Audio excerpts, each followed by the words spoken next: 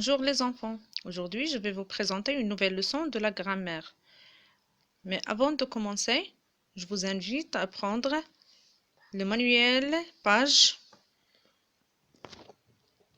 126 et suivez avec moi. C'est bon?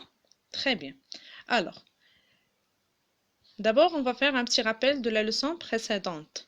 On a déjà vu dans la leçon précédente les types de phrases. On a vu la phrase déclarative, la phrase interrogative, la phrase exclamative et la phrase impérative. Bien, aujourd'hui, on va voir les formes de la phrase affirmative et négative. C'est le titre de notre leçon. Les formes de la phrase affirmative et négative. Quand je parle de, mais lorsque je parle de la phrase affirmative, je réponds par oui. Mais la phrase négative, je réponds par non ou j'utilise les mots de la négation qui encadrent le verbe. Très bien. Alors, on commence. Suivez avec moi. Pour obtenir la forme négative d'une phrase affirmative, on utilise les mots de négation suivants.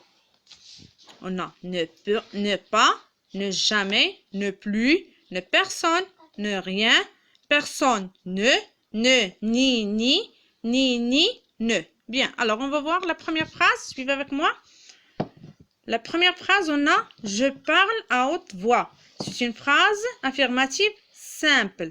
Le verbe est « parle ». Bien, alors je vais mettre à la forme négative.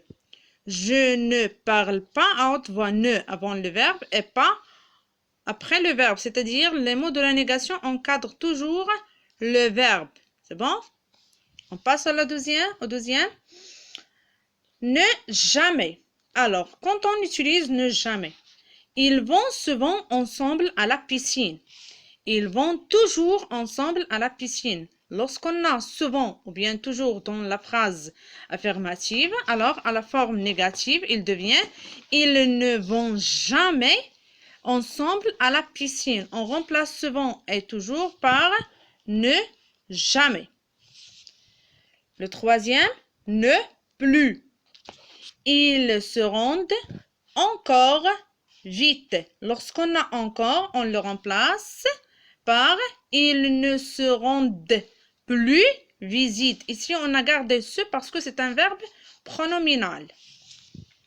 Ne personne. Ici, je parle des personnes.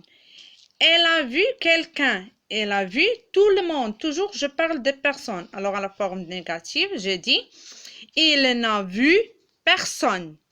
Elle n'a vu personne. Ne rien. Nous entendons quelque chose. Ici, je parle des choses. Nous entendons quelque chose, soit le bruit, soit le silence, etc.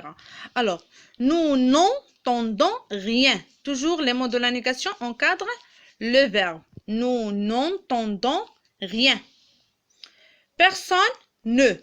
Tout le monde. Ici, je commence par personne parce qu'on a tout le monde au début de la phrase. Regardez comme l'exemple suivant. Elle a vu tout le monde, ou bien l'exemple précédent, pardon. Elle a vu tout le monde, il n'a vu personne. Ici, on a personne, ne, tout le monde a fini son travail. Personne n'a fini son travail.